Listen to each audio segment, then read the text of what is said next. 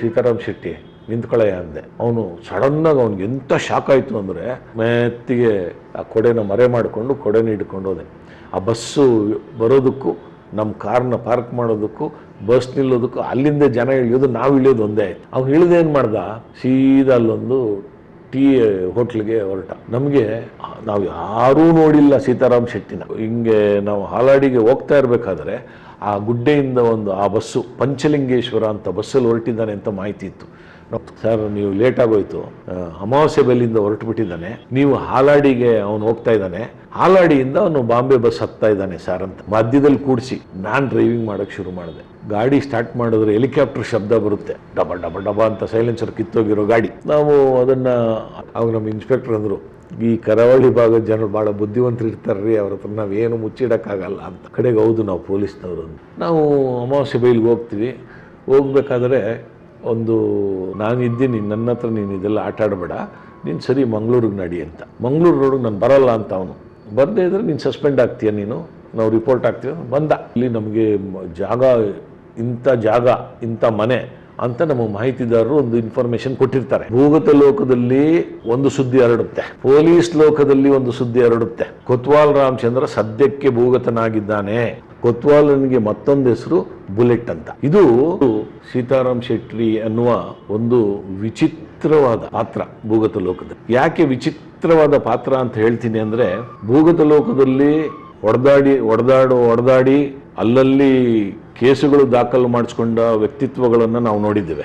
ಭೂಗತ ಲೋಕದಲ್ಲಿ ಏನೂ ಅಲ್ಲದ ಒಂದು ಹೋಟೆಲ್ನಲ್ಲಿ ಕೆಲಸ ಮಾಡಕ್ಕೆ ಬಂದು ಸುಬ್ರಹ್ಮಣ್ಯ ನಗರದಲ್ಲಿ ವಾಸವಿದ್ದು ಯಶವಂತಪುರದಲ್ಲಿ ಒಂದು ಸಣ್ಣ ಮಟ್ಟದ ಹೋಟೆಲನ್ನು ಪ್ರಾರಂಭ ಮಾಡಿದ ಸೀತಾರಾಮ್ ಶೆಟ್ಟಿ ಆ ನಂತರ ಯಾವುದೋ ಒಂದು ಕ್ಷುಲ್ಲಕ ಕಾರಣಕ್ಕೆ ಒಂದು ಗಲಭೆಯಲ್ಲಿ ತೊಡಗಿ ಕೊತ್ವಾಲ್ ರಾಮಚಂದ್ರನ ಸಹವಾಸಕ್ಕೆ ಕೊತ್ವಾಲ್ ರಾಮಚಂದ್ರನ ಸಹವಾಸಕ್ಕೆ ಬೆಳೆದಾಗ, ಯಾಕೆಂದ್ರೆ ಕೊತ್ವಾಲ್ ರಾಮಚಂದ್ರ ಭೂಗತ ಲೋಕದಲ್ಲಿ ಬಹಳ ಒಂದು ಬುದ್ಧಿಮತ್ತೆಯಲ್ಲಿ ಕೆಲಸ ಮಾಡಿದಂಥ ರೌಡಿ ಆತನ ಜೊತೆಯಲ್ಲಿ ನಿಕಟ ಸಂಪರ್ಕ ಬೆಳೆದು ಕೊತ್ವಾಲ್ ಇರೋ ಜಾಗದಲ್ಲಿ ಸೀತಾರಾಮ್ ಶೆಟ್ಟಿ ಇದ್ದಾನೆ, ಸೀತಾರಾಮ್ ಶೆಟ್ಟಿ ಕೊತ್ವಾಲ್ ಇಲ್ಲದೆ ಇರೋದಿಲ್ಲ ಅನ್ನೋ ಮಟ್ಟಕ್ಕೆ ಭೂಗತ ಲೋಕದಲ್ಲಿ ಪ್ರಚಾರ ಆಗೋಯ್ತು. ಕೊತ್ವಾಲ ತನ್ನ ಈ ಭೂಗತ ಲೋಕ ಚಟುವಟಿಕೆಗಳ ಮೊದಲಿಗೆ ಅವನು ಪಾತಕ ಲೋಕದಲ್ಲಿ, ಭೂಗತ ಲೋಕಕ್ಕೂ ಪಾತಕ ಲೋಕಕ್ಕೂ ಏನ್ ವ್ಯತ್ಯಾಸ ಅಂತ ಬಹಳ ಜನ ನನ್ನ ಕೇಳ್ತಾ ಇರ್ತಾರೆ. ಭೂಗತ ಲೋಕ ರೌಡಿಗಳ ಒಂದು ಕೂಟ, ಪಾತಕ ಲೋಕ ಕಳ್ಳತನ, ದರೋಡೆ, ಸುಲಿಗೆ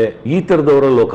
ಇದು ಭೂಗತ ಇದು ಎಲ್ಲಿ ಇವರಿಗೆ ಮನ್ನಣೆ ಸಿಗ್ತದೆ ಅಂದ್ರೆ ಜೈಲುಗಳಲ್ಲಿ ಮಾತ್ರ ಇವ್ರಿಗೆ ಮನ್ನಣೆ. ಜೈಲುಗಳಲ್ಲಿ ಪಾತಕ ಲೋಕದವ್ರಿಗೆ ಎದುರ್ತಾರೆ, ಇದು ಭೂಗತ ಲೋಕದವ್ರಿಗೆ ಪಾತಕ ಲೋಕದವ್ರು ಎದುರ್ತಾರೆ. ಇದು ಜೈಲಿಗೆ ಸಂಬಂಧಪಟ್ಟಿದ್ದು.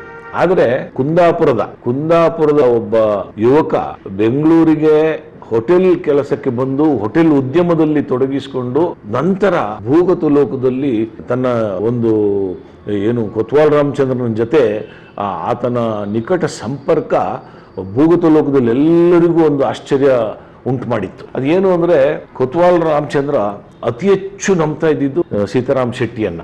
ತನ್ನ ಇಬ್ಬರು ಹೆಂಡತಿಯರನ್ನು ನಂಬ್ತಿರ್ಲಿಲ್ಲ ಅವನು. ತನ್ನ ಕುಟುಂಬದವ್ರ ಜೊತೆ ಕೊತ್ವಾಲ್ ರಾಮಚಂದ್ರ ಇರ್ತಾರಲ್ಲ, ಅವನ ಸಂಪೂರ್ಣ ನಂಬಿಕೊಂಡು ಅವನ ಎಲ್ಲ ವ್ಯವಹಾರ, ಅವನ ಈ ಪ್ಲಾನ್ಗಳು, ಈ ಭೂಗತ ಲೋಕದ ಚಟುವಟಿಕೆ ಏನು ಮಾಡಬೇಕು, ಹೇಗೆ ಮಾಡಬೇಕು, ಇದು ಕೇವಲ ಅವನು ಚರ್ಚಿಸ್ತಾ ಇದ್ದಿದ್ದು ಸೀತಾರಾಮ್ ಶೆಟ್ಟಿ ಜೊತೆ. ನೋಡಿ, ಎಲ್ಲರಿಗೂ ಆಶ್ಚರ್ಯ ಆಗುತ್ತೆ.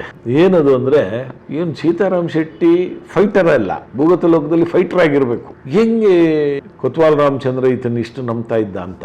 ಯಾಕೆ ನಂಬ್ತಾ ಇದ್ದ ಕೊತ್ವಾಲ್ ರಾಮಚಂದ್ರ ಅಂದ್ರೆ, ಕೊತ್ವಾಲ್ ರಾಮಚಂದ್ರನ ಎಲ್ಲ ಪ್ಲಾನ್ಗಳನ್ನ ಮಾಡ್ತಾ ಇದ್ದಿದ್ದು ಸೀತಾರಾಮ್ ಶೆಟ್ಟಿ, ವಸೂಲಿಗಳನ್ನ ಮಾಡ್ತಾ ಇದ್ದಿದ್ದು ಸೀತಾರಾಮ್ ಶೆಟ್ಟಿ. ಆ ವಸೂಲಿಯಲ್ಲಿ ₹1 ಆ ಕಡೆ ಈ ಕಡೆ ಆಗದಂಗೆ ಲೆಕ್ಕ ಕೊಡ್ತಾ ಇದ್ದಿದ್ದು ಕೊತ್ವಾಲ್ ರಾಮಚಂದ್ರನಿಗೆ ಸೀತಾರಾಮ್ ಶೆಟ್ಟಿ. ಕೊತ್ವಾಲ್ ರಾಮಚಂದ್ರನಿಗೆ ಇಬ್ರು ಹೆಂಡತಿಯರನ್ನು ಒಂದೇ ಮನೆಯಲ್ಲಿ ಇಟ್ಕೊಂಡಿದ್ದ. ಆ ಇಬ್ರು ಹೆಂಡತಿಯರಿಗೆ ಅವ್ರವ್ರಿಗೆ ದೊಡ್ಡ ಜಗಳ ಆದಾಗ ಇವನು ಕೊತ್ವಾಲ್ ರಾಮಚಂದ್ರ ತನ್ನ ಸಹಚರರಿಗೆ ಏಕವಚನದಲ್ಲಿ ಮಾತಾಡ್ತಾ ಇರಲಿಲ್ಲ.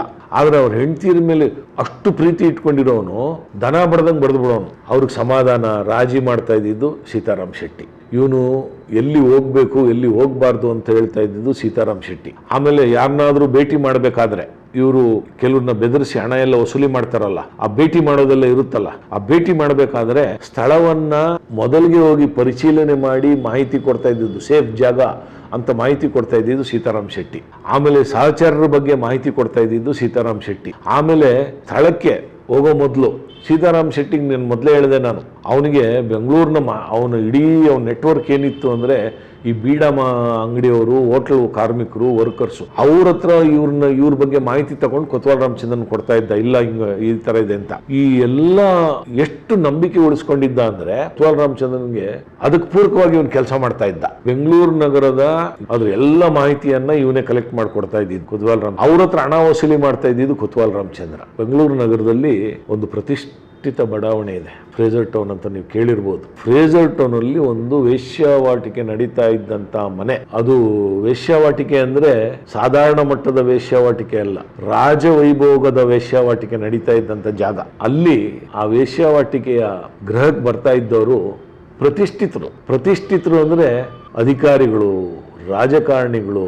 ಈ ಮಾಹಿತಿ ಎಲ್ಲ ನಮ್ಗಿತ್ತು. ಆಮೇಲೆ ಇವನಿಗೆ ಏನು ವ್ಯವಸ್ಥೆ ಬೇಕಲ್ಲ, ಇಲ್ಲಿ ತನಕ ವ್ಯವಸ್ಥೆ, ಪೊಲೀಸಲ್ಲಿ ಕೆಲವು ಅಧಿಕಾರಿಗಳು ಕೊತ್ವಾಲ್ ರಾಮಚಂದ್ರನ್ಗೆ ಮಾಹಿತಿದಾರರಾಗಿತ್ತು. ಅವ್ರಿಗೆ ಕೊತ್ವಾಲ್ ರಾಮಚಂದ್ರ ಏನು ಹಣ ಕೊಡ್ತಾ ಇರಲಿಲ್ಲ, ಇನ್ನೊಂದು ಕೊಡ್ತಾ ಇರಲಿಲ್ಲ. ಅವರೆಲ್ಲೋ ತನಿಖೆಗೆ ಹೋದಾಗ ಆ ಮನೆಯಿಂದ ಒಂದು ಹೆಣ್ಮಗುನ ಕಳಿಸ್ಕೊಡೋರು ಅವ್ರ ಜೊತೆ. ಇದನ್ನೆಲ್ಲ ಏರ್ಪಾಟ್ ಮಾಡ್ತಾ ಇದ್ದಿದ್ದು ಸೀತಾರಾಮ್ ಶೆಟ್ಟಿ. ಆಮೇಲೆ ಸೀತಾರಾಮ್ ಶೆಟ್ಟಿ ಅವನ ಹಿಂದೆ ಕೊತ್ವಾಲ್ ರಾಮಚಂದ್ರನ ಮೋಟರ್ ಬೈಕಲ್ಲಿ ಸೀತಾರಾಮ್ ಶೆಟ್ಟಿ ಕೂತ್ಕೊಳ್ಬೇಕು, ಬೇರೆಯವ್ರನ್ನ ಕೂಡಿಸ್ಕೊಳ್ತಾ ಇರಲಿಲ್ಲ. ಆಮೇಲೆ ಇಡೀ ಕೊತ್ವಾಲ್ ರಾಮಚಂದ್ರನ ತಂಡ ಬಹಳ ದೊಡ್ಡ ತಂಡ. ಆ ತಂಡದಲ್ಲಿ ಒಬ್ಬನಿಗೆ ಮನೆ ಗೊತ್ತಿದ್ದು ಅದು ಸೀತಾರಾಮ್ ಶೆಟ್ಟಿ. ಇದು ಕೊತ್ವಾಲ್ ರಾಮಚಂದ್ರ ಸೀತಾರಾಮ್ ಶೆಟ್ಟಿನ ನಂಬಲಿಕ್ಕೆ ಬಹುಮುಖ್ಯ ಕಾರಣ.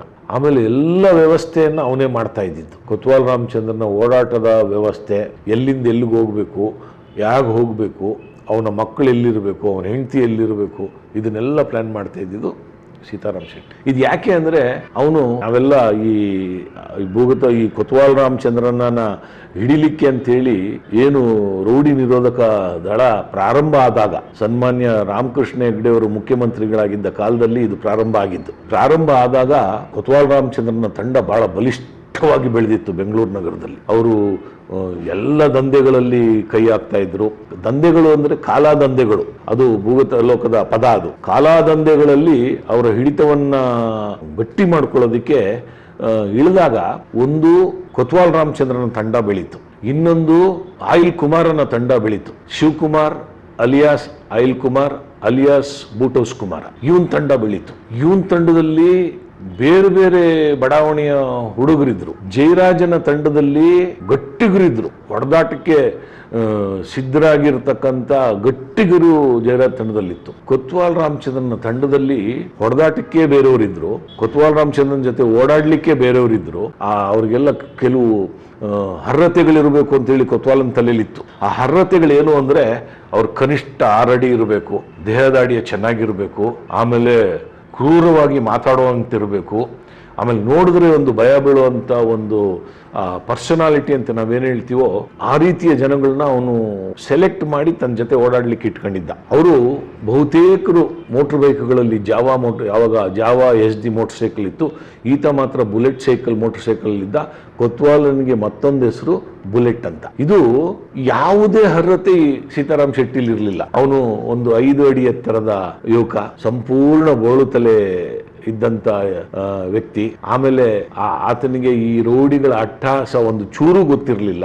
ಈತನ ಯಾಕೆ ಇಟ್ಕೊಂಡಿದ್ದಾನೆ ಅಂತ ಹೇಳಿ ನಮಗೂ ಬಹಳ ಆಶ್ಚರ್ಯ ಆಗ್ತಾ ಇತ್ತು. ಯಾರು ಈ ಸೀತಾರಾಮ್ ಶೆಟ್ಟಿ, ನಾವು ನೋಡಿಲ್ಲ, ಯಾರು ಈ ಸೀತಾರಾಮ್ ಶೆಟ್ಟಿ ಅನ್ನುವಾಗ ನಮಗೊಂದು ಮಾಹಿತಿ ಸಿಕ್ತು. ಅವನ ತಮ್ಮ ಪಿಟ್ಟಿ ಅಂತ, ಅವನು ಒಂದು ಹೋಟ್ಲ್ ನಡೆಸ್ತಾ ಇದ್ದಾನೆ, ಅವನಿಗೆಲ್ಲ ಮಾಹಿತಿ ಇರುತ್ತೆ ಅಂತ. ನಾವು ಆತನ ಬಗ್ಗೆ ಮಾಹಿತಿ ಸಂಗ್ರಹಿಸಿ, ಆಮೇಲೆ ಸೀತಾರಾಮ್ ಶೆಟ್ಟಿಗೆ ಇನ್ನೊಂದು ಏನು ಬೆಂಗಳೂರು ನಗರದಲ್ಲಿ ಬಹಳ ಅನುಕೂಲಕರವಾದ ವಿಷಯ ಏನು ಅಂದರೆ, ಬೆಂಗಳೂರು ನಗರದ ಹೋಟೆಲ್ ಕಾರ್ಮಿಕರು, ಮಂಗಳೂರು ಮೂಲದ, ಕುಂದಾಪುರ ಮೂಲದ, ಉಡುಪಿ ಮೂಲದ ಹೋಟೆಲ್ ಕಾರ್ಮಿಕರು ಅತಿ ಹೆಚ್ಚು ಜನ ಇದ್ರು. ಆಮೇಲೆ ಬೆಂಗಳೂರು ನಗರದ ಈ ಬೀಡಾ ಅಂಗಡಿಯ ನಡೆಸುವಂಥವ್ರು, ಅವರು ಅತಿ ಆ ಕಡೆ ಭಾಗದವರು. ಆಮೇಲೆ ಬೀಡಿ ಸಿಗರೇಟ್ನ ಅದಕ್ಕೇನು ಹೇಳ್ತೀವಿ ನಾವು, ಗೂಡಂಗಡಿ ಅಂತ ಹೇಳ್ತಾ ಇದ್ವಿ ಮೊದಲೆಲ್ಲ, ಆ ಗೂಡಂಗಡಿಯ ಮಾಲೀಕರು ಬಹುತೇಕರು ಮಂಗಳೂರು ಮೂಲದವರು. ಇದು ಈ ಸಂಪರ್ಕ ಜಾಲ ಸೀತಾರಾಮ್ ಶೆಟ್ಟಿಗೆ ಎಲ್ಲ ಬಡಾವಣೆಯ ಮಾಹಿತಿ ಸಿಗ್ತಾ ಇತ್ತು. ಬಹುಶಃ ಈ ಕಾರಣಕ್ಕೆ ಕೊತ್ವಾಲ್ ರಾಮಚಂದ್ರ ಆತನ ಇಟ್ಕೊಂಡಿರ್ಬೋದು ಅಂತ ನಮ್ಮ ಅನಿಸಿಕೆ ಆಗಿತ್ತು. ಪಿಟ್ಟಿಯನ್ನು ನಾವು ಪತ್ತೆ ಮಾಡಿದ್ವಿ. ಸೀತಾರಾಮ್ ಶೆಟ್ಟಿಯ ತಮ್ಮ, ಅಮಾಯಕ ಯುವಕ. ಆ ಪೊಲೀಸ್ ನೋಡಿದ ತಕ್ಷಣ ಆ ಹುಡುಗ ಆತನ ಜಂಗಾಬಲನೇ ಹುಡುಗೋಯ್ತು. ಆದರೂ ಅವನ್ನ ಪ್ರಶ್ನೆ ಮಾಡಿದಾಗ ನಮ್ಗೆ ಈತನಿಗೆ ಏನೂ ಗೊತ್ತಿರ್ಲಿಕ್ಕೆ ಸಾಧ್ಯ ಇಲ್ಲ, ತುಂಬಾ ಅಮಾಯಕ ಇದ್ದಾನೆ ಯುವಕ, ಸೀತಾರಾಮ್ ಶೆಟ್ಟಿ ಮಾಹಿತಿಯನ್ನ ಇವನಿಂದ ತೆಗಿಲಿಕ್ಕೆ ಸಾಧ್ಯನೇ ಇಲ್ಲ ಅಂತೇಳಿ ಅವನ್ನ ನಾವು ಬಿಟ್ಟು ಕಳಿಸಿದ್ವಿ. ಆ ನಂತರ ಯಾಕೆ ಕೊತ್ವಾಲ್ ರಾಮಚಂದ್ರ ಇವನು ಇಷ್ಟೊಂದು ನಂಬ್ತಾನೆ ಅಂದ್ರೆ, ಅವನು ಕೊತ್ವಾಲ್ ರಾಮಚಂದ್ರನ ನಂಬಿಕೆಯನ್ನ ಹೇಗೆ ಉಳಿಸ್ಕೊಂಡಿದ್ದ ಅಂದ್ರೆ, ಅವ್ನು ಮಾಡ್ತಾ ಇದ್ದಿದ್ದು ಪ್ಲಾನ್ಗಳೆಲ್ಲ ಸಕ್ಸಸ್ ಆಗ್ತದೆ. ಅವನ ಹತ್ರ ಹಣ ಕೊಟ್ರೆ ಪ್ರತಿ ಹಣಕ್ಕೂ ಅವನು ಲೆಕ್ಕ ಇಡ್ತಾ ಇದ್ದ. ಆಮೇಲೆ ಅವನ ಗುಂಪಿನ ಎಲ್ಲ ಸದಸ್ಯರ ಮಾಹಿತಿಯನ್ನ ಅವ್ರೇನೇನು ಬೇರೆ ಕಡೆ ಮಾತಾಡ್ತಾರೆ ಅದನ್ನ ಸಂಪೂರ್ಣ ಮಾಹಿತಿಯನ್ನ ಕೊತ್ವಾಲ್ ರಾಮಚಂದ್ರನ್ ಕೊಡ್ತಾ ಇದ್ದ. ಈ ನಂಬಿಕೆ ಇವನ ಮೇಲೆ ಆಯ್ತು.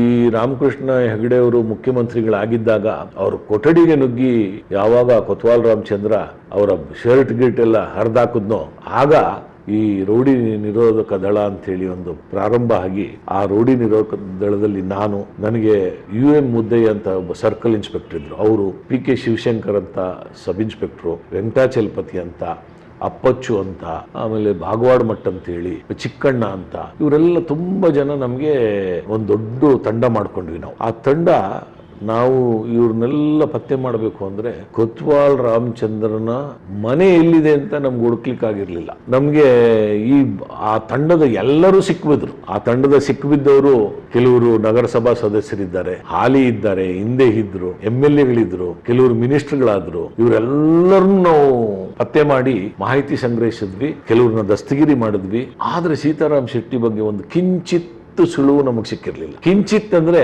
ಮನೆಯಲ್ಲಿ ಮಾಡಿದ್ದಾರೆ, ಯಾವ ಬಡಾವಣೆಯಲ್ಲಿದ್ದಾರೆ ಅಂತನೂ ಗೊತ್ತಿರಲಿಲ್ಲ. ಆದ್ರೆ ಇದು ಗೊತ್ತಿರೋದು ಯಾರಿಗೆ ಅಂತ ನಾವು ಪತ್ತೆ ಮಾಡಕ್ ಹೋದಾಗ ಸೀತಾರಾಮ್ ಶೆಟ್ಟಿಗೆ ಒಬ್ಬನಿಗೆ ಕೊತ್ವಾಲ್ ರಾಮಚಂದ್ರನ ಮನೆ ಗೊತ್ತಿದೆ ಅಂತೇಳಿ ಈ ಭೂಗತ ಲೋಕದ ಬೇರೆಯವರೆಲ್ಲ ನಮಗೆ ಸಿಕ್ಕು ಬಿದ್ದಿದ್ದವರೆಲ್ಲ ನಮ್ಗೆ ಹೇಳಿದ ಒಂದೇ ಮಾತು, ಸರ್ ನಮ್ಮನ್ನ ಜಯನಗರದಲ್ಲಿ ಭೇಟಿ ಮಾಡಿದ್ರೆ ಆತ ನಾನು ಮಡಿವಾಳಕ್ಕೆ ಹೋಗ್ತೀನಿ ಅಂತ ಹೋಗೋನು, ಮಲ್ಲೇಶ್ವರದಲ್ಲಿ ಭೇಟಿ ಮಾಡಿದ್ರೆ ಇಂದಿರಾನಗರಕ್ಕೆ ಹೋಗ್ತೀನಿ ಅಂತ ಹೇಳೋನು, ಎಲ್ಲಿ ಮನೆ ಮಾಡಿದಾನೆ ನಮಗೆ ಗೊತ್ತಾಗ್ತಾ ಇಲ್ಲ ಅಂತ ಹೇಳಿ ಹೇಳ್ತಾ ಇದ್ರು. ಈ ಕಾಲಘಟ್ಟದಲ್ಲಿ ಕೊತ್ವಾಲ್ ರಾಮಚಂದ್ರನ ಆ ನಂತರ ಕೊತ್ವಾಲ್ ರಾಮಚಂದ್ರನ ಹುಡುಕಾಡ್ಬೇಕಾದ್ರೆ ಒಬ್ಬ ಚಲನಚಿತ್ರ ನಟ, ಇಬ್ರು ರಾಜಕಾರಣಿಗಳು, ಪ್ರತಿಷ್ಠಿತ ರಾಜಕಾರಣಿಗಳು, ಒಬ್ಬ ಕರಾವಳಿ ಭಾಗದ ರಾಜಕಾರಣಿ, ಆತ ಈಗ ಮೃತಪಟ್ಟಿದ್ದಾನೆ, ಇನ್ನೊಬ್ಬ ಆತ ಇಲ್ಲಿ ಬೆಂಗಳೂರು ನಗರದ ರಾಜಕಾರಣಿ, ಆತನಿಗೆ ಮನೆ ಗೊತ್ತಿದೆ ಅಂತ ನಮಗೆ ಮಾಹಿತಿ ಸಿಕ್ತು. ಹೇಗೆ ಮನೆ ಗೊತ್ತಿದೆ ಅಂದಾಗ ನಮಗೆ ಯಾರೋ ಒಬ್ರು ಒಂದು ಮಾಹಿತಿ ಕೊಟ್ಟ, ಕೊತ್ವಾಲ್ ಜೊತೆಲಿ ಇದ್ದವನೇ ಒಂದು ಮಾಹಿತಿ ಕೊಟ್ಟ. ಏನ್ ಮಾಹಿತಿ ಅದು ಅಂದ್ರೆ, ಕೊತ್ವಾಲ್ ರಾಮಚಂದ್ರ ತನ್ನ ಮಗನ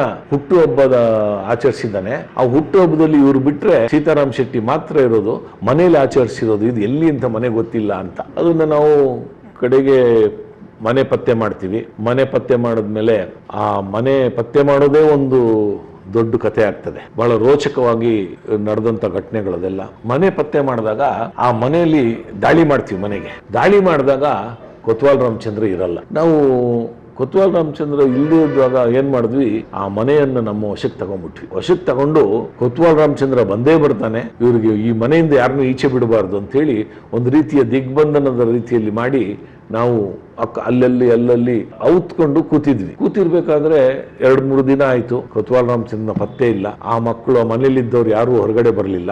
ಒಂದಿನ ಒಬ್ಬಾಕೆ ಬರ್ತಾಳೆ, ನಾನು ಸೆನ್ಸಸ್ ಮಾಡ್ತಾ ಇದ್ದೀನಿ ಅಂತ ಹೇಳಿ ಬೇರೆ ಬೇರೆ ಮನೆಗಳಿಗೆಲ್ಲ ಹೋಗಿ ಒಂದು ಪ್ಯಾಡ್ ಇಟ್ಕೊಂಡು ಎಲ್ಲ ಹೆಸರುಗಳೆಲ್ಲ ಬರ್ಕೊಂಡು ಬಂದು ಈ ಮನೆಗೆ ಎಂಟ್ರಿ ಕೊಡ್ತಾಳೆ. ಎಂಟ್ರಿ ಕೊಟ್ಟಾಗ ಅಲ್ಲಿ ನಮ್ಮ ಪೊಲೀಸ್ನವರು ಗಮನಿಸ್ತಾ ಇದ್ರಲ್ಲ, ಈಕೆ ಅಲ್ಲಿ ನಿಂತ್ಕೊಂಡು ಮಾತಾಡಬೇಕಾದ್ರೆ ಕೆಲವು ಸಿಗ್ನಲ್ಗಳನ್ನ ಮಾಡ್ತಾಳೆ. ನಮಗ್ ಗೊತ್ತಾಗುತ್ತೆ ಏನೋ ಇದ್ರೊಳಗೆ ಏನೋ ಇದೆ, ಇವ್ರನ್ನ ತಪ್ಪಿಸ್ಲಿಕ್ಕೆ ಏನೋ ಮಾಡ್ತಾ ಇರ್ಬೋದು ಅಥವಾ ಏನೋ ಮಾಹಿತಿ ತಗೊಂಡೋಗ್ ಬಂದಿರ್ಬೋದು ಅಂದಾಗ ನಾವು ಆಕೆಯನ್ನ ಬಂಧಿಸ್ತೀವಿ. ಬಂಧಿಸಿದ್ರೆ ಸೀತಾರಾಮ್ ಶೆಟ್ಟಿಯ ಪ್ರೇಯಸಿ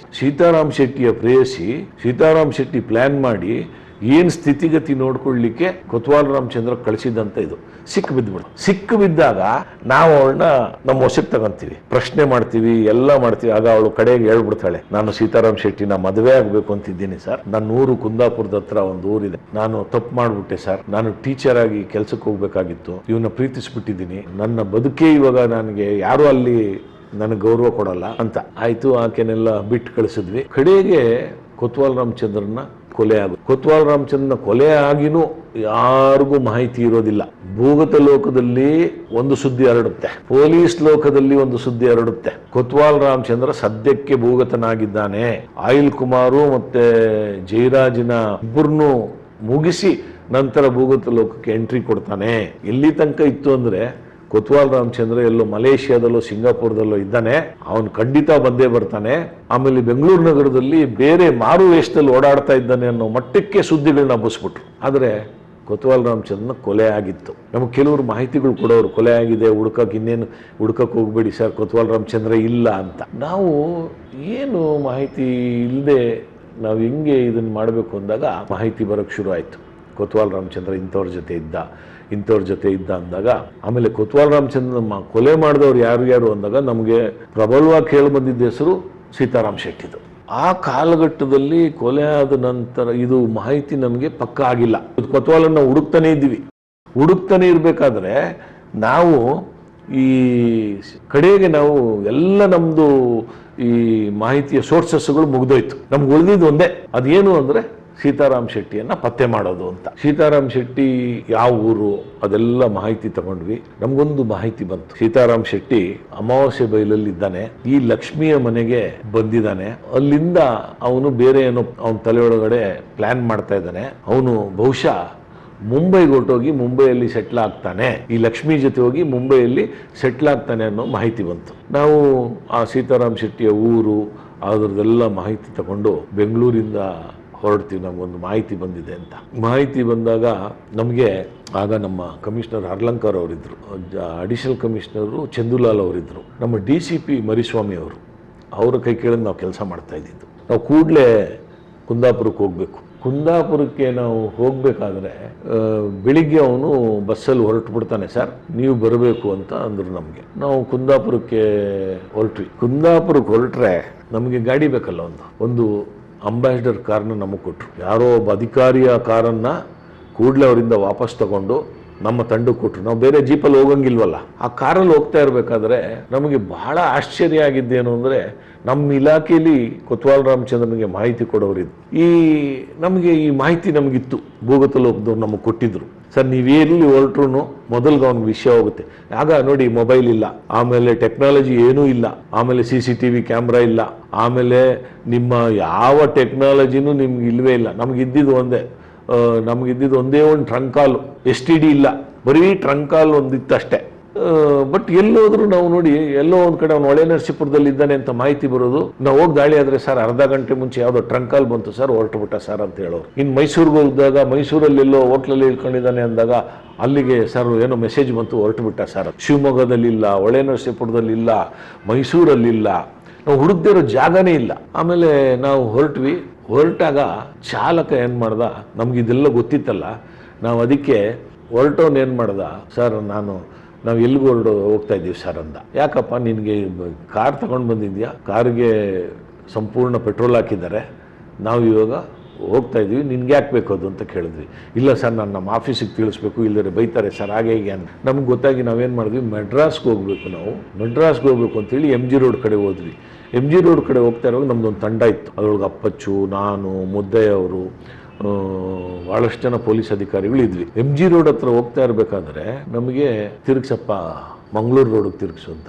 ಸರ್ ನಾನು ಹೇಳಲೇಬೇಕು ಸರ್ ಆಫೀಸ್ಗೆ ಅಂದ. ಹೇಳಲಿಕ್ಕೆ ಸಾಧ್ಯ ಇಲ್ಲ, ನೀನು ನನ್ನ ಇನ್ಸ್ಪೆಕ್ಟರ್ ಇದ್ರು, ಸರ್ಕಲ್ ಇನ್ಸ್ಪೆಕ್ಟರ್ ಅವ್ರು ಹೇಳಿದ್ರು, ನಾನು ಇದ್ದೀನಿ, ನನ್ನ ಹತ್ರ ನೀನು ಇದೆಲ್ಲ ಆಟ ಆಡಬೇಡ, ನೀನು ಸರಿ ಮಂಗಳೂರಿಗೆ ನಡಿ ಅಂತ. ಮಂಗಳೂರು ರೋಡಿಗೆ ನಾನು ಬರಲ್ಲ ಅಂತ. ಅವನು ಬರದೇ ಇದ್ರೆ ನೀನು ಸಸ್ಪೆಂಡ್ ಆಗ್ತೀಯ, ನಾವು ರಿಪೋರ್ಟ್ ಆಗ್ತೀವಿ. ಬಂದ. ಇಲ್ಲಿ ನಮಗೆ ಇಂಥ ಮನೆ ಅಂತ ನಮ್ಮ ಮಾಹಿತಿದಾರರು ಒಂದು ಇನ್ಫಾರ್ಮೇಷನ್ ಕೊಟ್ಟಿರ್ತಾರೆ. ಇದು ಬಿಟ್ಟರೆ ನಮ್ಮ ಹತ್ರ ಮಾಹಿತಿ ಇಲ್ಲ. ನಾವು ಅಮಾವಾಸ್ಯೆ ಬೈಲಿಗೆ ಹೋಗ್ಬೇಕಾದ್ರೆ ಒಂದು ಕುಂದಾಪುರದಿಂದ ನಾವು ಅದೊಂದು ಅಮಾವಾಸ್ಯೆ ಬೈಲು ಹೆಚ್ಚು ಕಡಿಮೆ 40 ಕಿಲೋಮೀಟ್ರನೇ ಇದೆ, 30-40 ಕಿಲೋಮೀಟ್ರ್ ಇದೆ. ಅಲ್ಲಿಗೆ ನಾವು ಹೋಗ್ಬೇಕಾದ್ರೆ ನಾವು ಊಟ ಮಾಡ್ಕೊಂಡು ಹೋಗ್ಬೇಕಾಗಿತ್ತು. ನಾವಿಲ್ಲ ಬೇಗ ಹೋಗಿ ಬಂದ್ಬಿಡೋಣ, 8 ಗಂಟೆಗೆ ನಾವು ಬಿಟ್ವಿ. ನಾವು 8 ಗಂಟೆಗೆ ಬಿಟ್ಟಾಗ ಅಲ್ಲಿ ಹೋಗಿ ಎಲ್ಲ ಮಾಡಿದ್ರೆ ಮಳೆ ಅಂದರೆ ಎಂಥ ಮಳೆ. ಮಲೆನಾಡು ಆ ಕಡೆ ಮಲೆನಾಡು, ಈ ಕಡೆ ಕರಾವಳಿ. ಅಲ್ಲಿಗೆ ನಾವು ಹೋಗ್ಬೇಕಾದ್ರೆ ಕಾಡಲ್ಲಿ ನಡ್ಕೊಂಡು ಹೋಗ್ಬೇಕು, ಬೇರೆ ಗಾಡಿಗಳು ಒಂದೂ ಹೋಗಲ್ಲ. ಹೋಗ್ತಾ ಇದ್ರೆ ನಮಗೆ ಕಾಡೆಮ್ಮೆಗಳು ಗುಟ್ರಾಕೋದು ಕೇಳಿಸ್ತಾ ಇದೆ. ಆ ಕಡೆ ವರಾಹಿ ನದಿಯ ಹಿನ್ನೀರು, ಸೀತಾ ನದಿ, ವರಾಹಿ ನದಿ, ಈ ಥರ ಈಗ ಆ ನದಿಗಳಿಂದ ತುಂಬಿದಂಥ ಉಪನದಿಗಳು ತುಂಬ. ನಮ್ಗೆ ಹೇಳಿದ ಜಾಗಕ್ಕೆ ನಾವು ಹೋಗ್ಬೇಕಾದ್ರೆ ಒಂದು ನದಿ ಅಡ್ಡ, ಆ ನದಿ ಮೇಲೆ ಒಂದು ಮರದ ದಿಮ್ಮಿ ಹಾಕಿದ್ದಾರೆ, ಪಾಲೆ ಅಂತ ಹಾಕಿರ್ತಾರೆ. ಆ ಪಾಲೆಗೆ ಈ ಒಂದು ಚೈನ್ ಗೀನು ಮರದ್ದು ಹಗ್ಗ ಎಲ್ಲ ಕಟ್ಟಿರ್ತಾರೆ. ನದಿ ತುಂಬ ಹರಿತಾ ಇದೆ. ರಾತ್ರಿ 11 ಗಂಟೆನೂ ಆಗಿದೆ ಅವಾಗ ನಾವು ಅಲ್ಲಿ ಹೋದಾಗ. ನಮ್ಮ ಮುದ್ದೆಯವರಿಗೆ ಸ್ವಲ್ಪ ಧೈರ್ಯ ಮತ್ತು ಹಠ. ಅವ್ರು ಹೇಳಿದ್ರು ಇದನ್ನು ದಾಟ್ಕೊಂಡು ಹೋಗ್ಬಿಡೋಣ. ನಾನು ಹೇಳಿದೆ ಇಷ್ಟು ಜನ ದಾಟುವಾಗ ಯಾರಾದರೂ ಒಬ್ಬರು ಜಾರು ಬಿದ್ದರೆ ಪ್ರವಾಹದಲ್ಲಿ ಅವ್ನು ಸಿಗೋದೇ ಇಲ್ಲ ನಮಗೆ, ಬೇಡ ಅಂದಾಗ ನಾವು ಬೇಕಾದ್ರೆ ಇನ್ನೊಂದ್ಸಲಿ ಹಿಡಿಯೋಣ, ನಮ್ಮ ಜೀವಗಳನ್ನ ನಾವು ಕಳ್ಕೊಳ್ಳೋದು ಬೇಡ ಅಂತ ಅಂದಾಗ, ಇಲ್ಲ ನಾವು ಹೋಗ್ಲೇಬೇಕು ಇವತ್ತು, ಏನಾದರೂ ಮಾಡಬೇಕು ಅಂದಾಗ ನಾವು 2 ಕಿಲೋಮೀಟ್ರ್ ಸುತ್ತಕೊಂಡು ಆ ಕಡೆಯಿಂದ ಬಂದು ಆ ಜಾಗಕ್ಕೆ ಹೋದಾಗ ಗದ್ದೆಯಲ್ಲಿ ಒಂದು ಅಟ್ಟಣಿಗೆ, ಈ ಕಾವಲು ಅಟ್ಟಣಿಗೆ ಮಾಡಿರ್ತಾರೆ ಗದ್ದೆಗಳಲ್ಲಿ, ಅಲ್ಲೆಲ್ಲ ಕಾಡು ಪ್ರಾಣಿಗಳನ್ನೆಲ್ಲ ಓಡಿಸ್ಬೇಕಾದ್ರೆ ಮಾಡಿರ್ತಾರೆ. ಅದ್ರ ಮೇಲೆ ಅದರೊಳಗೆ ಮಲಗಿರ್ತಾನೆ ಇವನು ಅಂತೇಳಿ ನಮ್ಮ ಮಾಹಿತಿ. ನಾವು ಹೋದರೆ ಆ ಮನೆಯಲ್ಲಿ ಸೀತಾರಾಮ್ ಶೆಟ್ಟಿ ಇಲ್ಲ. ಇದ್ರ ಮೇಲೆ ಅಲ್ಲಿ ಚೆನ್ನಾಗಿ ಒಂದು ಹಾಸಿಗೆ ಹಾಕಿ ಒಂದು ಬೆಡ್ಶೀಟೆಲ್ಲ ಮಾಡಿದ್ದಾರೆ. ಅವನು ಬಂದೇ ಇಲ್ಲ. ಅದು ಮಾಹಿತಿ ಸಿಕ್ಬಿಟ್ಟು ಅವನೇನೋ ತಪ್ಪಿಸ್ಕೊಂಡ ಏನೋ. ನಾವು ವಾಪಸ್ ಬಂದ್ವಿ. ಅಷ್ಟೊತ್ತಿಗೆ 12 ಗಂಟೆನೋ ಏನೋ ಆಗಿತ್ತು. ನಮಗೆ ಊಟ ಇಲ್ಲ, ಆ ಕಾಡಲ್ಲಿ ಒಂದು ಕಾಫಿ ಕೊಡೋರು ಇಲ್ಲ, ಟೀ ಕೊಡೋರು ಇಲ್ಲ. ಏನಾದರೂ ಮಾಹಿತಿ ಕೇಳೋಣ ಅಂದರೆ ಒಂದೊಂದು ಮನೆಗೆ ಅಲ್ಲಿ ಹೆಚ್ಚು ಕಡಿಮೆ ಅರ್ಧ ಕಿಲೋಮೀಟ್ರ್ 1 ಕಿಲೋಮೀಟ್ರ್ ದೂರ ಇರ್ತದೆ. ವಾಪಸ್ ಬರಬೇಕಾದ್ರೆ ಯಾರೋ ನಮ್ಮನ್ನು ನೋಡಿದವರು ಇದ್ರಲ್ಲ, ಯಾರದು ಅಂದರು. ನಾವು ಸಿಕ್ಕು ಬಿದ್ದುಬಿಡ್ತೀವಲ್ಲ, ಪೊಲೀಸ್ನವ್ರು ಅಂತ ಗೊತ್ತಾದರೆ ಊರಿಗೆ ಗೊತ್ತಾಗ್ಬಿಡುತ್ತಲ್ಲ ಪೊಲೀಸ್ನವ್ರು ಬಂದೋದ್ರು ಅಂತೆ. ಸೀತಾರಾಮ್ ಶೆಟ್ಟಿ ಹಿಡಿಯೋ ಪ್ರಶ್ನೆನೇ ಇಲ್ಲ. ಆಮೇಲೆ ಟಾರ್ಚ್ ಹಾಕೊಂಡು ಬಂದೇ ಬಿಟ್ರು ಅವರು. ಇಲ್ಲ ನಾವು ಬರ್ತೀವಿ, ನಾವು ಇಲ್ಲಿ ಸ್ವಲ್ಪ ದಾರಿ ತಪ್ಪಿತ್ತು ಬಂದ್ವಿ ಅಂತೇಳಿ ಬಂದ್ವಿ. ಅವರು ಕೈಯಲ್ಲೆಲ್ಲ ಏನು ಎಲ್ಲ ಕುಡುಗೋಲೆಲ್ಲ ಇಟ್ಕೊಂಡು ಬಂದರು. ಅವರು ಬಂದವರೇ ಯಾವ ಕಡೆ ಹೋಗ್ತಾ ಇದ್ದೀರಿ ಅಂದರು. ನೀವು ಏನು ಯಾಕೆ ಬಂದಿದ್ದೀರಿ ಅಂದರು. ನಾವು ಏನು ಹೇಳೋದು ಅಂತ ಗೊತ್ತಾಗಲಿಲ್ಲ. ನಾನು ಕೂಡಲೇ ಮುದ್ದೆಯವ್ರು ಏನು ಹೇಳೋಕೆ ಇರಿ ಸರ್ ಅಂತ. ಇಲ್ಲ ನಾವೆಲ್ಲ ಸ್ಕೂಲ್ ಮೇಸ್ಟ್ರುಗಳು ಇದು ಸೆನ್ಸಸ್ ಮಾಡೋಕ್ಕೆ ಬಂದಿದ್ದೀವಿ, ಸೆನ್ಸಸ್ ಮಾಡೋಕ್ಕೆ ಬಂದು ದಾರಿ ತಪ್ಪು ಹೋಗ್ಬಿಟ್ಟಿದೆ ಅಂದ್ವಿ. ನಾವೆಲ್ಲ ಈ ಭಾಗದಲ್ಲಿ ಹೇಳಿದ್ರೆ ಅದು ನಡೆದೋಗ್ಬಿಟ್ಟಿರೋದೇನೋ. ಕರಾವಳಿಯ ಜನ ಇಲ್ಲ ಬನ್ನಿ ಅಂತಂದರು. ಹತ್ರ ಬಂದರು ನಮಗೆ. ನೀವು ಸ್ಕೂಲ್ ಟೀಚರು ಅಲ್ಲ. ಇಲ್ಲ ರೀ ನಾವು ಯಾಕೆ ನೀವು ಇದು ನಿಮಗೆ ಏನು, ನಾವು ಅವ್ರಿಗೆ ಸ್ವಲ್ಪ ಹಂಗೆ ಮಾತಲ್ಲಿ ತೇಲ್ಸೋಣ ಅಂತ ನೋಡಿದ್ವಿ. ಎಂತ ಮಾರ ನಿಮ್ಮ ಕಟ್ಟಿಂಗ್ ನೋಡಿದ್ರೆ ಗೊತ್ತಾಗಲ್ವ ನೀವು ಪೊಲೀಸ್ನವರು ಅಂತ ಅಂದರು. ಅವಾಗ ನಮ್ಮ ಇನ್ಸ್ಪೆಕ್ಟರ್ ಅಂದರು, ಈ ಕರಾವಳಿ ಭಾಗದ ಜನರು ಭಾಳ ಬುದ್ಧಿವಂತರು ಇರ್ತಾರ್ರಿ, ಅವ್ರ ಹತ್ರ ನಾವೇನು ಮುಚ್ಚಿಡೋಕ್ಕಾಗಲ್ಲ ಅಂತ. ಕಡೆಗೆ ಹೌದು ನಾವು ಪೊಲೀಸ್ನವರು ಅಂತ. ನೀವು ಸೀತಾರಾಮ್ ಶೆಟ್ಟಿ ಹುಡ್ಕೊಂಬಂದಿರೋದಾ ಅಂದರು. ಅವಳು ಲಕ್ಷ್ಮಿ ಇದ್ದಾಳೆ, ಸೀತಾರಾಮ್ ಶೆಟ್ಟಿನೂ ಇಲ್ಲೇ ಇದ್ದಾನೆ, ಎಲ್ಲೋ ಹೋಗಿದ್ದಾರೆ ಅವರು, ಬಂದಿಲ್ಲ, ಅಥವಾ ಅವ್ರಿಗೇನೋ ಮಾಹಿತಿ ಸಿಕ್ಕಿರ್ಬೋದು, ನಿಮ್ಮ ಕೈಗೆ ಸಿಕ್ಕಿಲ್ಲ ಅವರು ಅಂತ. 5 ಗಂಟೆಗೆ ನನ್ನ ಮನೇಲಿ ನಾನು ಇದ್ದಾಗ ಒಂದು ಟ್ರಂಕ್ ಕಾಲ್ ಬರುತ್ತೆ ನನಗೆ. ನಾವು ನಿಮ್ಗೆ ಅವತ್ತು ನಂಬರ್ ಕೊಟ್ಟಿದ್ರಲ್ಲ ಅವ ಮಾತಾಡೋದು ಅಂದರು. ಸೀತಾರಾಮ್ ಶೆಟ್ಟಿ ಇದ್ದಾನೆ, ಬೆಳಿಗ್ಗೆ ಅವನು ಹೊರಡ್ತಾನೆ, ನೀವು ಬರೋದಾದರೆ ಈಗ ಬನ್ನಿ, ಇಲ್ಲದೇ ಅವ್ನು ನಿಮ್ಮ ಕೈಗೆ ಸಿಗೋದಿಲ್ಲ, ಬಾಂಬೆಗೆ ಹೋಗ್ತಾನೆ ಅಂದರು. ನಾವು ಹೋಗ್ತಾ ಇರಬೇಕಾದ್ರೆ ಈ ಚನ್ನರಾಯಪಟ್ಟಣ ಹತ್ರ ಹೋಗ್ತಾ ಇದ್ದೀವಿ. ಕುಣಿಗಲ್ ಚನ್ನರಾಯಪಟ್ಟಣ ಮಧ್ಯೆ ರಸ್ತೆಯಲ್ಲಿ ಒಂದು ಕಲ್ಲು ಕಾಣ್ತಾ ಇದೆ. ನಾನು ಮುಂದೆ ಕೂತಿದ್ದೀನಿ, ಕಲ್ಲಿದೆ ಅಂದರೆ ಇವನು ಕಲ್ಲಿಗೆ ಹೋಗಿ ಡಿಕ್ಕಿ ಹೊಡೆದ್ಬಿಟ್ಟ. ಮಳೆ ಬರ್ತಾ ಇದೆ, ಜಡಿ ಮಳೆ, ಇಡೀ ರಾಜ್ಯದಲ್ಲಿ ಮಳೆ ಆಗ್ತಾ ಇತ್ತು ಅವಾಗ. ಜಡಿ ಮಳೆ, ರಾತ್ರಿ ಕಲ್ಲು ಹೊಡೆದ. ಆಗಿಂದ ಆ ಕಾರುಗಳು, ಅಂಬಾಸಿಡರ್ ಕಾರುಗಳು, ಸೈಲೆನ್ಸರ್ದೆಲ್ಲ ಕೆಳಗಡೆ ಇತ್ತಲ್ಲ, ಸೈಲೆನ್ಸರ್ ಕಿತ್ತೋಗ್ಬಿಡ್ತು. ಸರ್ ಸೈಲೆನ್ಸರ್ ಕಿತ್ತೋಗಿದೆ, ನಾನು ಓಡಿಸ್ಲಿಕ್ಕೆ ಆಗಲ್ಲ. ನಮ್ಗೆ ಇವನು ಬೇಕಂತ ಮಾಡಿದ್ದು ಗೊತ್ತಾಗೋಯ್ತು. ಕೂಡಲೇ ಏನು ಮಾಡೋದು, ಬೇರೆ ಕಾರ್ ತರಿಸಿದ್ರೆ ಟೈಮ್ ಹೊಟ್ಟೋಗ್ಬಿಡುತ್ತೆ. ಅವ್ನು ಬೆಳಗಿನ ಜಾವದವ್ರು ನಾವು ಹೋಗ್ಬೇಕು ಅಲ್ಲಿಗೆ. ನಾವು ಹೊರಡೋ ಮುಂಚೆ ನಾವು ಮೊದಲೊಂದ್ಸಲಿ ಇದೇ ಪ್ರಯತ್ನ ಮಾಡಿದ್ವಿ. ನಾವು ಹೋಗಿ ಅಲ್ಲಿ ನೋಡುವಾಗ ಅಲ್ಲಿ ಸೀತಾರಾಮ್ ಶೆಟ್ಟಿ ಇರಲಿಲ್ಲ ಆ ಮನೆಯಲ್ಲಿ. ಆವಾಗ ನಮಗಲ್ಲಿ ಸೀತಾರಾಮ್ ಶೆಟ್ಟಿ ಮಿಸ್ ಆಗಿದ್ದು ಬಹಳ ದೊಡ್ಡ ಆಘಾತ ಆಗಿತ್ತು. ಅಲ್ಲಿ ನಮ್ಮ ಮಾಹಿತಿದಾರರಿದ್ದರು, ಅವ್ರು ನಮಗೆ ಈ ಮಾಹಿತಿ ಕೊಟ್ಟಿದ್ದವರು ಅವರೇ. ನಾವು ಅಲ್ಲಿ ಆ ಕುಣಿಗಲ್ ಮತ್ತು ಚನ್ನರಾಯಪಟ್ಟಣದ ನಡುವೆ ಸೈಲೆನ್ಸರ್ನ ತೆಗೆದು ಡಿಕ್ಕಿಲಿ ಹಾಕಿ ಡ್ರೈವರ್ನ ತೆಗೆದು ಹಿಂದಿನ ಬದಿ ಸೀಟಲ್ಲಿ ಮಧ್ಯದಲ್ಲಿ ಕೂಡಿಸಿ ನಾನು ಡ್ರೈವಿಂಗ್ ಮಾಡೋಕ್ಕೆ ಶುರು ಮಾಡಿದೆ. ಗಾಡಿ ಸ್ಟಾರ್ಟ್ ಮಾಡಿದ್ರೆ ಹೆಲಿಕಾಪ್ಟರ್ ಶಬ್ದ ಬರುತ್ತೆ, ಡಬ ಡಬ ಡಬ ಅಂತ, ಸೈಲೆನ್ಸರ್ ಕಿತ್ತೋಗಿರೋ ಗಾಡಿ. ನಾವು ಅದನ್ನು ಅದೇ ಇದ್ರೊಳಗೆ ಹೋಗಿ ಆ ಶಿರಾಡಿ ಘಾಟ್ ಮೂಲಕ ಮಂಗಳೂರಿಗೆ ಹೋಗಿ, ಮಂಗಳೂರಿಂದ ಉಡುಪಿಗೆ ಹೋಗಿ, ಉಡುಪಿಯಿಂದ ಕುಂದಾಪುರಕ್ಕೆ ಬೆಳಿಗ್ಗೆ ರೀಚ್ ಆಗಿಬಿಟ್ವಿ. ಎಲ್ಲರಿಗೂ ಆಶ್ಚರ್ಯ ಆಗೋಯ್ತು. ನಮ್ಮ ಇನ್ಸ್ಪೆಕ್ಟರ್ ನನಗೆ ಕೇಳಿದ್ರು, ನೀವು ಇಷ್ಟು ಚೆನ್ನಾಗಿ ಡ್ರೈವಿಂಗ್ ಮಾಡ್ತೀರಂತ ಗೊತ್ತೇ ಇರಲಿಲ್ವಲ್ಲ ಶಿವರಾಮ್, ನಾವು ಇವ್ರನ್ನೆಲ್ಲ ಬಿಟ್ಟೇನೆ ಇದನ್ನೇ ಮಾಡ್ಬೋದಿತ್ತಲ್ಲ, ನಾವು ಸಕ್ಸಸ್ ಆಗ್ಬೋದಿತ್ತು ಮೊದಲೇ ಅಂತ. ಕುಂದಾಪುರಕ್ಕೆ ನಾವು ಒಂದು 5-5:30 ಹೋಗಿ ರೀಚ್ ಆದ್ವಿ. ಎಲ್ಲ ಸುಸ್ತಾಗ್ಬಿಟ್ಟಿದ್ರು ಪೊಲೀಸ್ನವರು. ಇವನು ಈಚೆ ಹೋಗ್ಬೇಕು ಅಂತಾನೆ ಡ್ರೈವರು, ಅವ್ನಿಗೊಂದು ಫೋನ್ ಮಾಡಬೇಕಾಗಿತ್ತು ನಮ್ಮ ಇದಕ್ಕೆ, ಅವ್ರು ಮಾಹಿತಿ ಕೊಡೋರೇ ಏನೋ. ನಾವು ಇವನ ಮೇಲೆ ಬಿಡಲೇ ಇಲ್ಲ. ಕುಂದಾಪುರದಲ್ಲಿ ನಮ್ಮ ಪೊಲೀಸ್ನವರು ಇಳಿದ ತಕ್ಷಣ ಅಲ್ಲಿ ಯಾರನ್ನೂ ಹಿಡಿದು ಕಾರನ್ನು ರಿಪೇರಿ ಮಾಡಿಸ್ಕೊಂಬಿಟ್ರು. ಅದನ್ನು ಸೈಲೆನ್ಸರ್ ಎಲ್ಲ ಫಿಕ್ಸ್ ಮಾಡಿಸ್ಕೊಂಡ್ರು. ಒಂದು 6 ಗಂಟೆ ಸಮಯಕ್ಕೆ ಆ ಹೋಟ್ಲಿಗೊಂದು ಫೋನ್ ಬಂತು, ಸರ್ ನೀವು ಲೇಟ್ ಆಗೋಯ್ತು, ಅಮಾವಾಸ್ಯೆ ಬೆಲ್ಲಿಂದ ಹೊರಟು ಬಿಟ್ಟಿದ್ದಾನೆ, ನೀವು ಹಾಲಾಡಿಗೆ ಅವನು ಹೋಗ್ತಾ ಇದ್ದಾನೆ, ಹಾಲಾಡಿಯಿಂದ ಅವನು ಬಾಂಬೆ ಬಸ್ ಹತ್ತಾ ಇದ್ದಾನೆ ಸರ್ ಅಂತ. ನಾವು ಹೇಳಿದ್ವಿ, ಇಬ್ಬರಿದ್ದಾರ, ಒಬ್ಬನೇ ಇದ್ದಾನೆ ಸರ್, ಅವನು ಅವಳನ್ನ ಕರ್ಕೊಂಡೋಗಿಲ್ಲ, ಒಬ್ಬನೇ ಹೋಗ್ತಾ ಇದ್ದಾನೆ ಅಂತ. ನಮಗೆ ಆತಂಕ ಶುರು ಆಯಿತು. ನಾವು ಕುಂದಾಪುರದಿಂದ ಹಾಲಾಡಿಗೆ ಹೋಗ್ಬೇಕಲ್ಲ, ಒಂದು 20 ಕಿಲೋಮೀಟರ್ ಇದೆ. ಅವನು ಅಲ್ಲಿಗೆ ಬಂದ್ಬಿಟ್ಟಿರ್ತಾನೆ. ಕಡೆಗೆ ಮತ್ತೆ ಆ ಕಾರ್ ತಗೊಂಡು 20 ನಿಮಿಷ ಇದೆ ನಮಗೆ. 20 ನಿಮಿಷದಲ್ಲಿ ನಾವು ಹಾಲಾಡಿ ತಲುಪಬೇಕು. ಅಂದರೆ 1 ನಿಮಿಷಕ್ಕೆ 1 ಕಿಲೋಮೀಟರ್ ನಾವು ಗಾಡಿ ಓಡಿಸ್ಬೇಕು. ತಿರ್ಗಾ ನಾನೇ ಗಾಡಿ ಓಡಿಸ್ತೆ. ತಗೊಂಡು ಹೋದ್ವಿ ಹಾಲಾಡಿಗೆ. ನಾವು ಹಾಲಾಡಿಗೆ ಹೋಗ್ತಾ ಇರಬೇಕಾದ್ರೆ ಆ ಗುಡ್ಡೆಯಿಂದ ಆ ಬಸ್ಸು ಪಂಚಲಿಂಗೇಶ್ವರ ಅಂತ ಬಸ್ಸಲ್ಲಿ ಹೊರಟಿದ್ದಾನೆ ಅಂತ ಮಾಹಿತಿ ಇತ್ತು. ನಾವು ನೋಡ್ತಾ ಇದ್ದಂಗೆ ಗುಡ್ಡೆಯಲ್ಲಿ ಪಂಚಲಿಂಗೇಶ್ವರ ಬಸ್ ಬರ್ತಾ ಇದೆ. ನಮ್ಮ ಕಾರ್ ಏನಾದರೂ ಅವನು ಅಕಸ್ಮಾತ್ ನಾವು ಅವನು ನೋಡಿಲ್ಲ, ಅವನು ನಮ್ಮನ್ನು ನೋಡಿದಾನೆ ಇಲ್ಲೋ ನಮಗೆ ಗೊತ್ತಿಲ್ಲ. ನಾವೇನು ಮಾಡಿದ್ವಿ, ಕೂಡಲೇ ಅಲ್ಲೊಂದು ತೋಟ, ದೊಡ್ಡ ಗೇಟ್ ಓಪನ್ ಆಗಿತ್ತು, ಕಾರ್ನ ತೋಟದೊಳಗೆ ಬಿಟ್ಬಿಟ್ಟು ಮಳೆ ಬರ್ತಾನೆ ಇದೆ. ನಾನು ಆ ಕೊಡೆ ತಗೊಂಡು ಮೆತ್ತಿಗೆ ಆ ಕೊಡೆನ ಮರೆ ಮಾಡಿಕೊಂಡು ಕೊಡೆನ ಹಿಡ್ಕೊಂಡು ಹೋದೆ. ಆ ಬಸ್ಸು ಬರೋದಕ್ಕೂ ನಮ್ಮ ಕಾರ್ನ ಪಾರ್ಕ್ ಮಾಡೋದಕ್ಕೂ ಬಸ್ ನಿಲ್ಲೋದಕ್ಕೂ ಅಲ್ಲಿಂದ ಜನ ಇಳಿಯೋದು, ನಾವು ಇಳಿಯೋದು ಒಂದೇ ಆಯ್ತು. ಅವ್ನು ಇಳಿದೇನು ಮಾಡ್ದ, ಸೀದಾ ಅಲ್ಲೊಂದು ಟೀ ಹೋಟ್ಲಿಗೆ ಹೊರಟ. ನಮಗೆ ನಾವು ಯಾರೂ ನೋಡಿಲ್ಲ ಸೀತಾರಾಮ್ ಶೆಟ್ಟಿನ. ಯಾಕೆಂದ್ರೆ ಬೆಂಗಳೂರು ಭೂಗತ ಲೋಕದಲ್ಲಿ ಅವನ ಪರಿಚಯಸ್ಥನೇ ಅಲ್ಲ ಆವಾಗ. ಅಂದರೆ ಅವ್ರ ಜೊತೆ ಭೂಗತ ಲೋಕದಲ್ಲಿ ಹೆಸರಿದೆ, ಅವನು ಯಾರು ಅಂತ ನಮಗೆ ಇಲ್ಲ. ಆದ್ರೆ ಒಂದೇ ಒಂದು ನಮ್ಗೆ ಇದ್ದಿದ್ದೇನೆಂದ್ರೆ ಅವನು ಸಂಪೂರ್ಣ ಬಕ್ಕತಲೆ, ಬೋಳು ತಲೆ ಅವನು ಅಂತ. ಬಸ್ ಇಳಿದ ತಕ್ಷಣ ನನಗೆ ಇವ್ನು ನೋಡಿದ ತಕ್ಷಣ ಇವನೇ ಇರ್ಬೋದು ಅನ್ನಿಸ್ತು. ಮೆತ್ತಿಗೆ ಕೊಡೆ ಅಡ್ಡ ಇಟ್ಕೊಂಡೆ ಅವನ ಪಕ್ಕದಲ್ಲೋದೆ. ಸೀತಾರಾಮ್ ಶೆಟ್ಟಿ ನಿಂತ್ಕೊಳ್ಳಯ್ಯ ಅಂದೆ. ಅವನು ಸಡನ್ನಾಗಿ ಅವ್ನಿಗೆ ಎಂಥ ಶಾಕ್ ಆಯಿತು ಅಂದರೆ, ನಾನಲ್ಲ ಸೀತಾರಾಮ್ ಶೆಟ್ಟಿ ಅಂದ. ಕೂಡಲೇ ಹಿಡ್ಕೊಂಡೆ. ನಮ್ಮ ಪೊಲೀಸ್ನವ್ರು ಇದ್ರು, ಹಿಡ್ಕೊಂಡ್ವಿ. ಆ ಮಳೆಯಲ್ಲೂ ನೋಡ್ರಿ ಅವನು ಬೇತೋಗ್ಬಿಟ್ಟ. ಅವನಿಗೆ ನಾವು ಗನ್ ಪಾಯಿಂಟಲ್ಲಿ ಕರ್ಕೊಂಬಂದಾಗ ಅವನಿಗೇನಾಗೋಯ್ತು, ನಾವು ಎನ್ಕೌಂಟ್ರ್ ಮಾಡಿಬಿಡ್ತೀವಿ ಅನ್ನೋ ಭಯ ಶುರುವಾಗೋಯ್ತು. ಸರ್, ನನ್ನನ್ನೇನೂ ಮಾಡಬೇಡಿ, ನಾನು ಸಂಪೂರ್ಣ ವಿಷಯ ತಿಳಿಸ್ತೀನಿ, ನನ್ನನ್ನು ನೀವು ಏನೂ ಮಾಡಬಾರ್ದು ಅಂತ. ಆವಾಗ ನಾವೆಲ್ಲ ಒಂದು ಕಡೆ ಕೂಡಿಸ್ಕೊಂಡು ಅವನು ಕೇಳಿದಾಗ ಎಲ್ಲ ವಿಚಾರವನ್ನು ಹೇಳ್ಕೊಂಡು ಬಂದ. ಆ ಕೊತ್ವಾಲನ ಕೊಲೆ ಆಗಿದೆ ಸರ್, ಕೊಲೆ ಆಗಿಬಿಟ್ಟು ಅವನ ಬಾಡಿಯನ್ನು ನಾವು ಜಯರಾಜನಿಗೆ ಅವನು ವಶಕ್ಕೆ ಕೊಟ್ಟಿದ್ದೀವಿ. ಕೊಟ್ಟ ಮೇಲೆ ಅವನು ಅದನ್ನು ಸುಟ್ಟಾಕ್ಬಿಟ್ಟ. ಸೀತಾರಾಮ್ ಶೆಟ್ಟಿಯ ಬಂಧನದ ನಂತರ ಕೊತ್ವಾಲ್ ರಾಮಚಂದ್ರನ ಕೊಲೆ ರಹಸ್ಯ ಬಯಲಾಗ್ತದೆ.